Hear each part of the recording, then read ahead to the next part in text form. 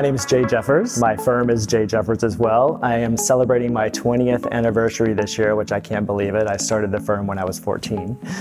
Just kidding. When I walk into a space for the first time, the first thing I look at is size, scale, what are the possibilities here, what can be done differently, what can I change? Inspiration comes in many places for me. We don't really start with one specific image usually. It's usually sort of a grouping of images, and then that sort of informs the language for the rest of the house. Color is instant how, instant wow, instant personality. When I'm formulating a palette, I look at the flow of the house. How do we want the room to feel? So color has always played a big role for us.